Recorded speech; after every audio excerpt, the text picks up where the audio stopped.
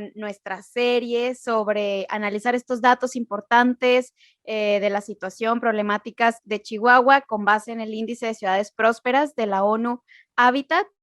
Y en este episodio hablaremos de la dimensión de equidad e inclusión.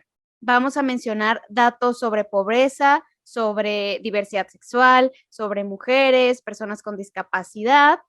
Y la verdad es que esto solo es una partecita de lo mucho que tenemos que observar en el tema de inclusión, pero pues empezaremos hablando sobre estos temas. ¿Y por qué pensar en temas de inclusión y equidad, Pau? Pues para fortalecer la bella e infinita fuente de aprendizaje que es la diversidad. Un montón de cosas nos hacen diferentes. La raza, la edad, nuestro género, nuestra orientación sexual, el idioma, entre muchas otras cosas. Y cada uno de estos grupos, por más pequeños que sean, experimentan la ciudad de maneras distintas y tristemente a veces algunos de estos grupos viven muchísimas más dificultades para ejercer sus derechos en una ciudad y en específico en Chihuahua. Comencemos como por qué entiende la ONU como ciudad próspera en este tema, ¿no? Una ciudad próspera pues debe ser inclusiva socialmente, equitativa respecto a las oportunidades que brinda tanto a hombres como a mujeres y garantizar el ejercicio de los derechos de todas las personas.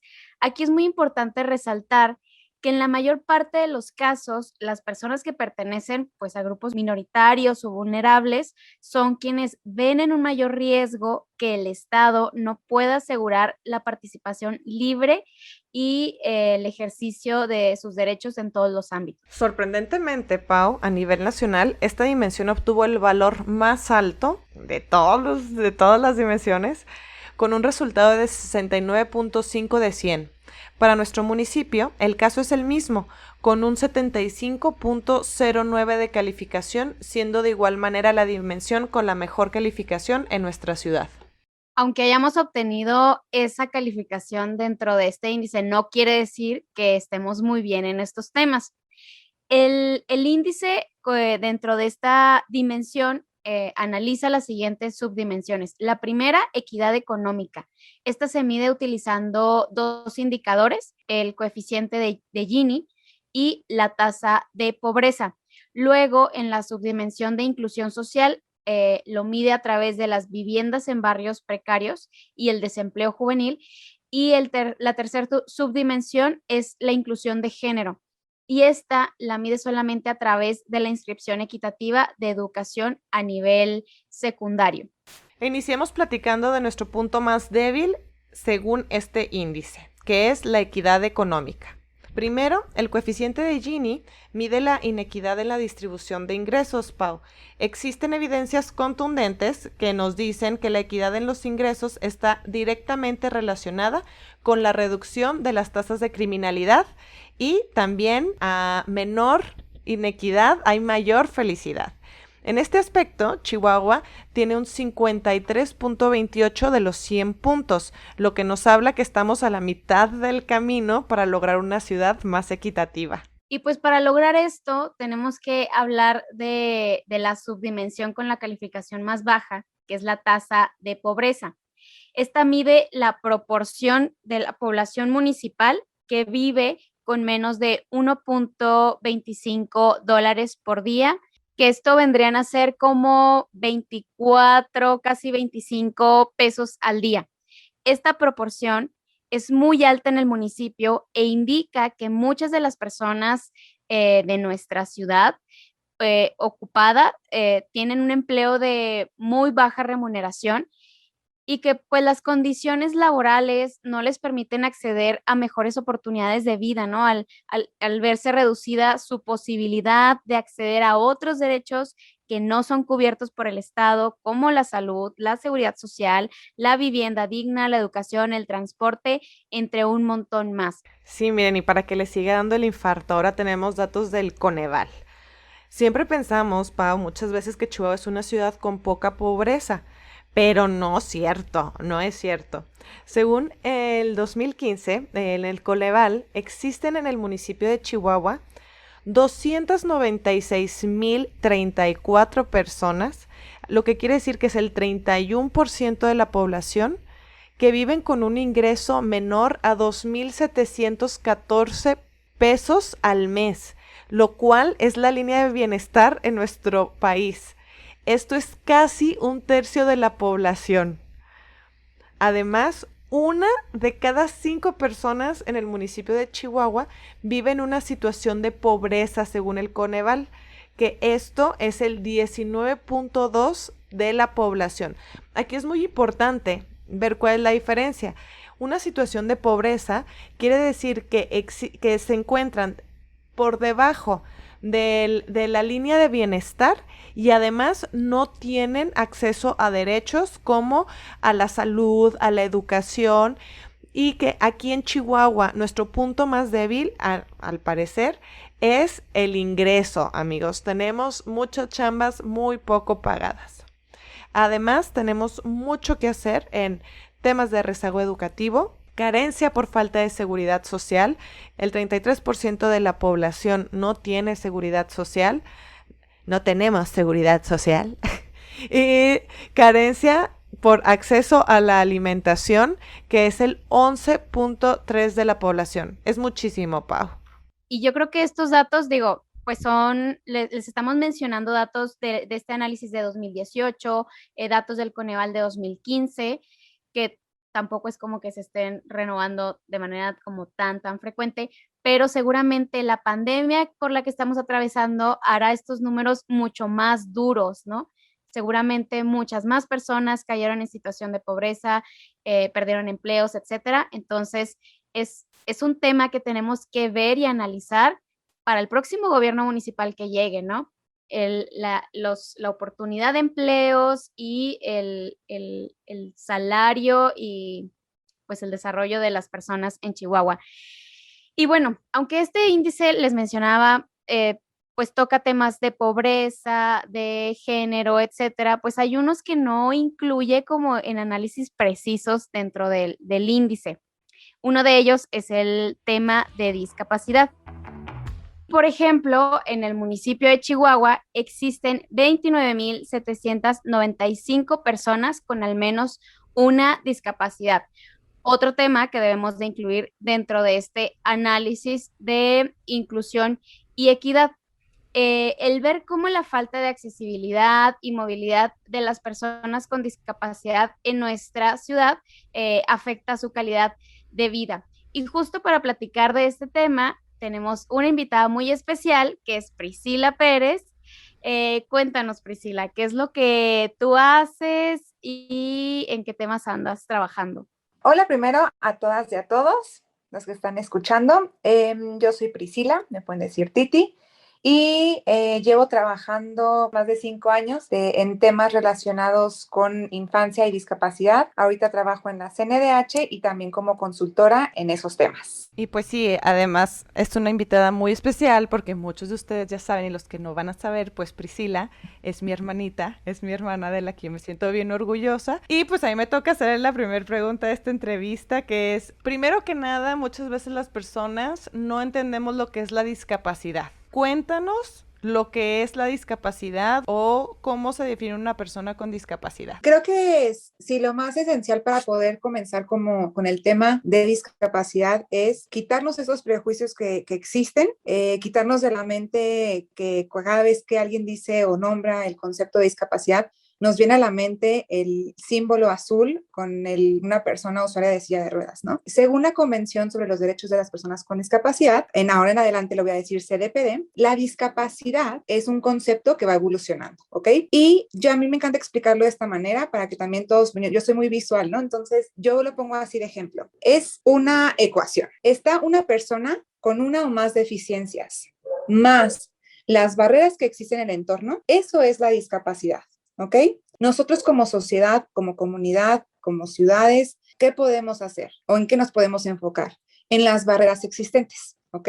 Esto para disminuir o eliminar estas barreras para su participación, para una equidad de oportunidades en el mismo ámbito, etcétera. Pueden existir distintos tipos de barreras. Esos tipos de barreras que pueden ser lo que a lo mejor más pensamos en nuestra cabeza cada vez que decimos discapacidad, son todas las barreras físicas en el entorno. Es decir, que no existan los espacios adecuados para rampas o en unas puertas o en los baños, o las rampas también podemos darnos cuenta que a veces son muy empinadas para que una persona usuaria de silla de ruedas pueda ingresar. Pero también en estos entornos físicos tenemos que darnos cuenta que no nada más es para usuarios de sillas de ruedas o para personas con discapacidad física, sino que también tenemos que identificar las barreras para otros tipos de discapacidad. Pero, ¿qué otros tipos de barreras hay? ¿No? Los comunes son las barreras físicas, pero también existen barreras de información y de comunicación, que también esas barreras, cuando las eliminamos o las disminuimos, vamos por default, haz de cuenta que vamos a que se van a ejercer muchos otros más derechos, ¿ok? Que también vamos a hablarlo más adelante. Otro tipo de barreras son las institucionales, que son todas las barreras en cuanto a programas, leyes, etcétera, ¿no? Que no hacen o que no buscan esta equidad de oportunidades de las personas con discapacidad. Y por último, las barreras sociales, que son todos los prejuicios que tenemos acerca de las personas con discapacidad, que no pueden ser independientes, que no pueden ser autónomos, etcétera. Entonces, pues en sí la discapacidad hay que verla como esa sumatoria. Una persona con una o más deficiencias, más las barreras que existen. Oye, Priscila, y ahorita comentábamos un número que en Chihuahua habitan casi 30,000 personas con algún tipo de discapacidad. Sabemos que tú has trabajado, colaborado en análisis de temas de accesibilidad. ¿Qué nos podrías comentar sobre qué necesita una ciudad para que en realidad sea accesible para todas las personas? A mí el tema de accesibilidad me encanta, porque justo pues todos los derechos son transversales, ¿no? Entonces, cuando se busca que se brinde la accesibilidad necesaria, otros derechos también se van a ver beneficiados, ¿no? Y que también la accesibilidad sí es dirigida a personas con discapacidad, sin embargo, es un derecho humano y que otros grupos en situación de vulnerabilidad se van a ver beneficiados de esta.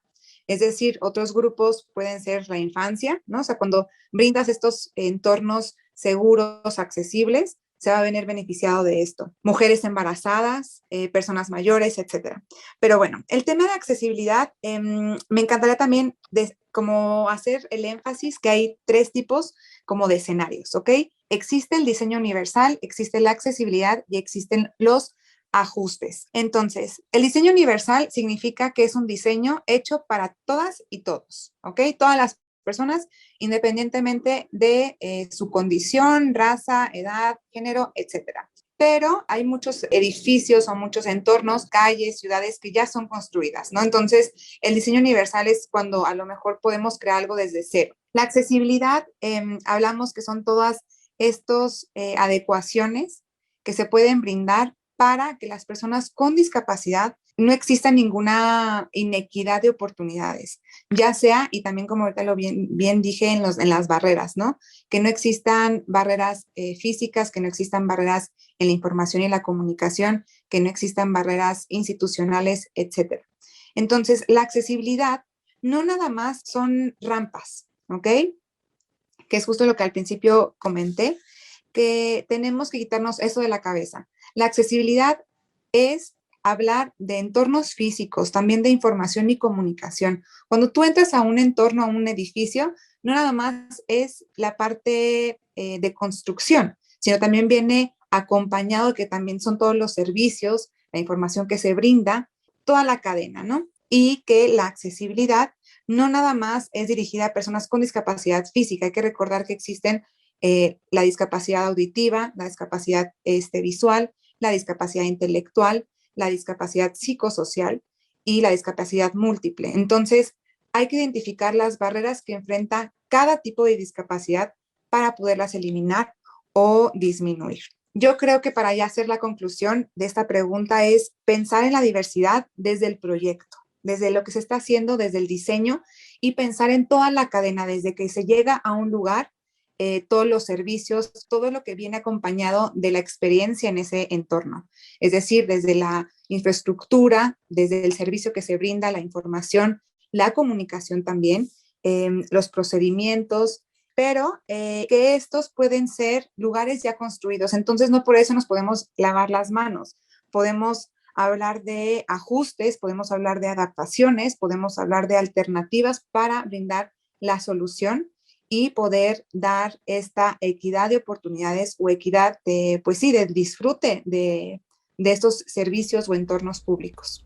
Y bueno, Titi, otra cosa muy importante y que nos encanta mucho en Jefas de Grupo es el tema de la participación de las personas en la toma de decisiones públicas. Y esta pregunta es, ¿cómo hacemos que la vida política sea más accesible para que las personas con discapacidad puedan ejercer sus derechos sociales y políticos? Híjole, que es una pregunta bien importante y creo que son muchos factores que vienen acompañando esto, pero podemos empezar desde esta accesibilidad que también bien se dijo en la pregunta pasada, en la accesibilidad a la información y la comunicación.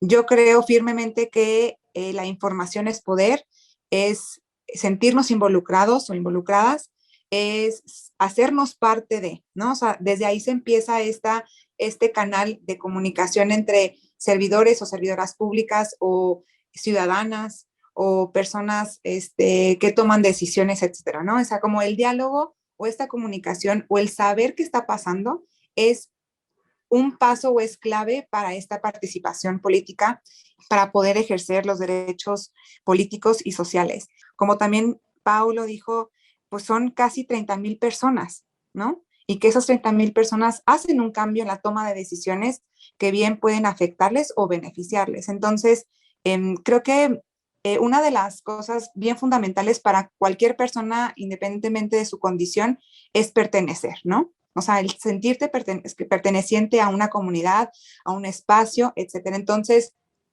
¿qué hace esto, no? ¿Cómo lo podemos hacer? Pues brindando esta información que sea dirigida a todas y a todos independientemente de la condición. Y creo que aquí algo que me encantaría agregar es que esta accesibilidad va a beneficiar a muchas personas, o sea, nos conviene a toda la población en general. Como también dije ahorita, infancia, personas mayores, el decir, el tener un lenguaje muy sencillo, muy concreto, a lo mejor tal vez acompañar de apoyos visuales, ¿no? O sea, que sea información accesible, muchas más personas van a ser, o sea, van a ser parte de todo el procedimiento, ¿no? ¿Y qué queremos hacer? Que entre que más personas participen, pues es mucho mejor. Entonces, creo que es un mensaje que se puede brindar a todas las instituciones, que es conveniente para todas y a todos, incluso para estas instituciones y para las ciudadanas y ciudadanos, hacernos parte. Entonces, pues yo creo que una clave sí muy esencial es la accesibilidad de la información y la comunicación. Yo creo que esto va a ser la diferencia para poder incluir y poder disminuir la falta de equidad de oportunidades. Ay, pues creo que lo que nos acabas de comentar, Priscila, esta respuesta de cierre es muy linda porque, no sé, creo que a veces nos falta mucho esa visión de que las personas con discapacidad pues también habitan nuestra ciudad, también ejercen su ciudadanía y el buscar más espacios, pues también les conviene a otras personas, ¿no? Te agradecemos muchísimo, Titi, que hayas estado con nosotros en este episodio. Ay, no, muchas gracias a las dos, a Pau, hermana mía. Pues quería también aprovechar el espacio para felicitarlas.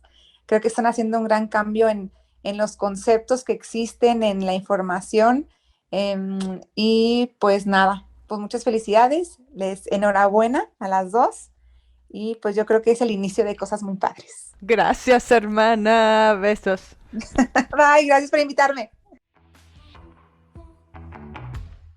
Y bueno, Pau, otro factor que no es parte de los indicadores en los temas de inclusión, y tal vez porque es un tema muy grave en nuestro país, es el tema que viven grupos minoritarios y mujeres. En este caso, en el índice de ciudades prósperas, la subdimensión de inclusión de género se mide a través del porcentaje de mujeres que se inscriben en la secundaria. Pero la realidad en nuestra ciudad y en nuestro estado es que el tema de los feminicidios y crímenes de odio hacia personas de la diversidad sexual es algo que sucede día con día.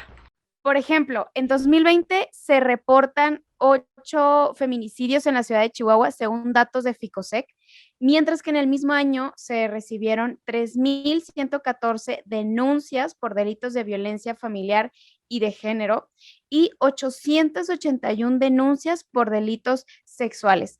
Recordemos que incluso la ONU hace referencia a que 8 de cada 10 mujeres no llegan a presentar una denuncia en caso de ser víctimas de delitos de violencia familiar o sexual.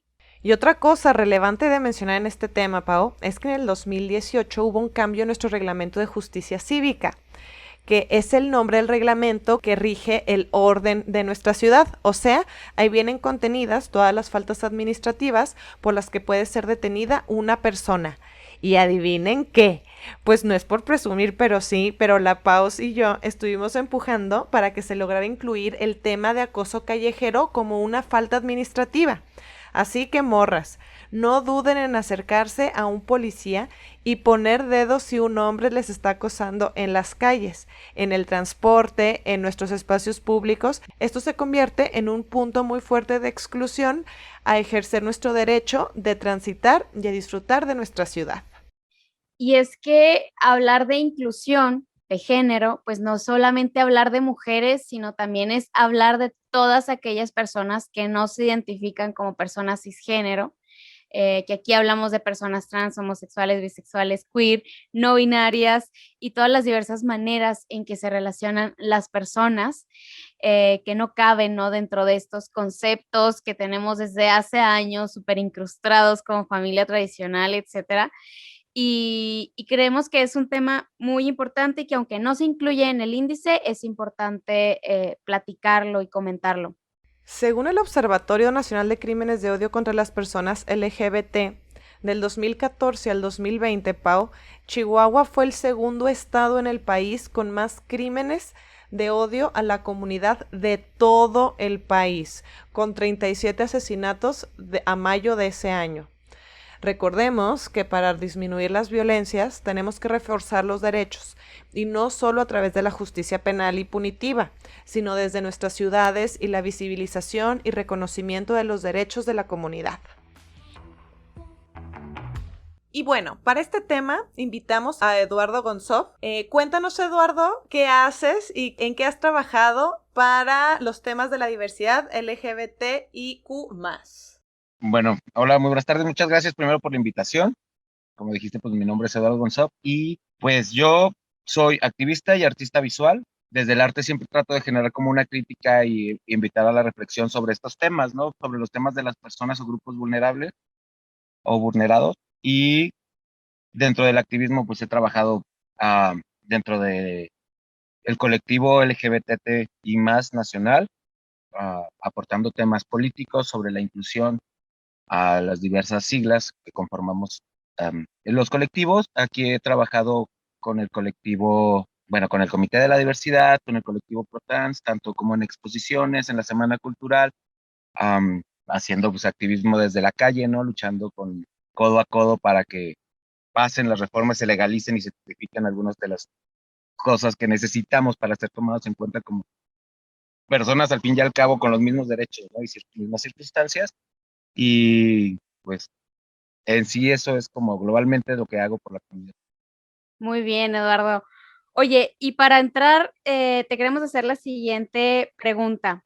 Dentro de este contexto, pues, político, ¿no? Que tenemos en nuestra ciudad, desde el gobierno municipal, los espacios de toma de decisión, ¿qué tan frecuente o cómo ustedes han observado el que se incluyan y se retomen, ¿no? En las discusiones, pues, temas de inclusión, de diversidad sexual, obviamente en la discusión pública de nuestra ciudad y los temas así específicos, luego algunas situaciones que hemos visto en Chihuahua. ¿Ustedes cómo han observado esa dinámica dentro de, pues, la clase política en Chihuahua?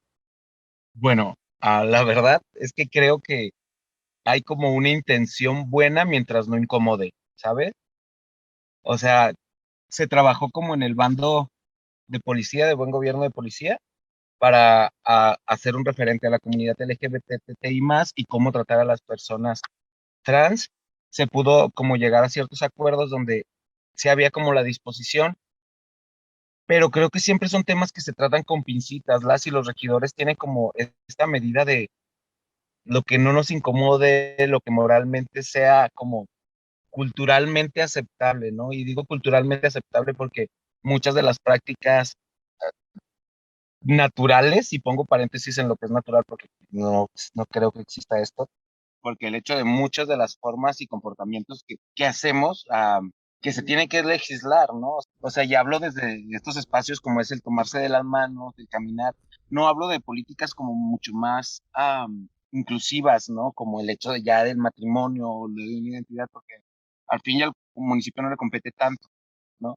Que se debe de hacer se deben de legislar este tipo de cosas como la identidad, porque somos ciudadanos que al fin y al cabo pagan impuestos, que convivimos en ciertos espacios y esta urbanización nos está consumiendo, ¿no? A las personas trans se les relega, ya no en gran medida muchas y muchas van tomando espacios cada vez más, pero si nos vamos 5 años atrás, eran relegadas a las orillas, a espacios donde no podían dedicarse más que al comercio sexual, y hago paréntesis donde el comercio sexual ni siquiera es malo, ¿no? Pero cuando no tienes otra opción para poderte dedicar a otra cosa y eres obligada a realizarlo, es como muy complicado, ¿no? A ser el estilista. Y la misma ciudad y la misma construcción les empujaba a estar fuera, ¿no? Estar en las periferias y los vuelve todavía grupos más vulnerables. Y es alarmante. En Chihuahua tenemos el segundo lugar nacional de discriminación a la población LGBTI+, y contemos que las personas trans tienen un promedio de vida de 35 años. O sea, entonces creo que sí se habla de lo que es la inclusión LGBTI+, pero mientras no incomode, mientras no moleste y no hiera susceptibilidades morales. Creo que sí son temas que se tienen que tocar más, que se tienen que hablar más, y ni siquiera de una manera como específica y especializada en este espacio. Yo creo que en este momento sí, pero debería ser natural y contemplar a todas y todos los tipos de personas, siempre en un reglamento, en una construcción, ya hablemos de cualquier tipo de vulnerabilidad, ¿no? Pues muy interesante, Eduardo. Creo que coincidimos en mucho, y todo lo que tú dices, en realidad. Y otra cosa bien relevante es de que a veces al hablar de la inclusión de género, o como tú dices, no nos gusta incomodar para hablar de esta inclusión de género, no solamente se limita a las mujeres, y olvidamos a todas las otras personas que no se identifican como personas cis, ¿no? Como personas cisgénero. Y otra de las preguntas que te queremos hacer es desde esta visión o de toda la comunidad LGBTIQ más, ¿qué políticas municipales podrían fortalecerse para que las personas que pertenecen a algún tipo de diversidades de todo tipo puedan vivir la ciudad de mejor manera? Híjole, mira, es como súper complicado hablarlo desde un espacio como municipal, ¿no? Pero el generar como espacios amigables, el generar como campañas de concientización dentro de esto donde se habla, ¿no? Y capacitar al bando de policía para que estas discriminaciones no sean siquiera permitidas, ¿no? Contra ningún integrante de la población. Yo creo que es lo que le pudiese competir a municipio, ¿no? Generar como espacios libres para hacer. Ah, es muy extraño porque la historia de la lucha LGBT al principio, cuando se ganaron los derechos de las personas, y digo gays porque fue lo que se ganó primero, ah, los derechos los obtuvimos en antros, ¿no? Y los obtuvimos en lugares oscuros donde ya nos permitían estar escondidos antes sin que nos molestaran, ¿no? Entonces es eso, es sacarnos de estos espacios y mostrar que existimos, que convivimos y que desestigmatizar todas estas siglas, ¿no? Yo creo que es eso. Creo que hay que hacer como ciudades seguras, no hacer espacios tan amplios para la movilidad y fomentar una comunidad como más unida, no solo físicamente, sino también emocionalmente.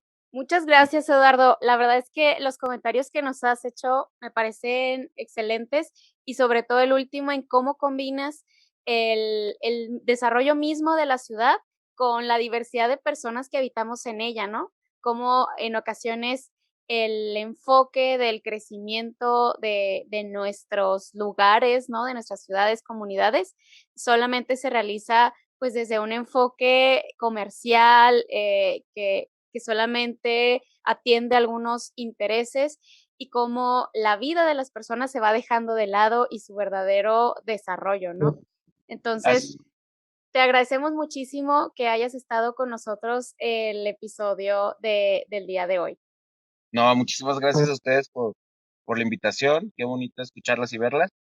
Y pues un abrazo muy grande. Otro tema del que queremos hablar es, y en el que estamos bajos en nuestra ciudad, es el tema del desempleo juvenil, en el que obtuvimos un 67 de puntuación según el índice.